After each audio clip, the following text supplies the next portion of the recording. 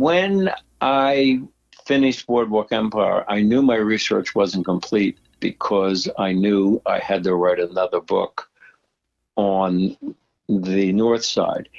And I had much difficulty, my publisher and a couple critics, have said, "Oh, well, it took them, 15 years to write the book." No, it didn't take me 15 years to write the book, but it did take me a long period of time to figure out what the hell am I going to do with chapter 3, which I thought had to be a condensed history of the Black experience, knowing or hoping that there would be a second book that came out of it, which there did.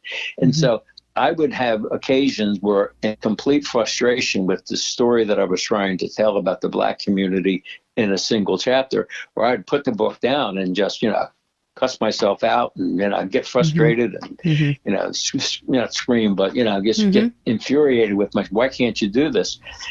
And so after walking away from the book for about a 6-month period, I went back to chapter 3, and I really did work at taking the Black experience and try to distilling it all into one chapter of around, I think I gave myself I write with a word budget on everything. I think I gave myself a word budget of 5,000 words.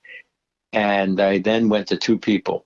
One, retired Judge James Jackson. He and I practiced law together. We've been friends for years. And then I also went to, she's now deceased, but she was a former executive at Bally's and a former professor at Rutgers, Radina Gilliam-Mose. And I gave them chapter 3. And I said, call me when you're ready to talk, and we'll talk about it. So about 4 or 5 days later, Radina calls me up and says, come on over. So I go over to Bally's and she says, and she starts the conversation by saying, you do know you now have to write a second book. I said, okay, Radina. She said, this chapter's perfect, but there's a much bigger story here. I said, I know that, but I got to get the book done first. So she said, cool.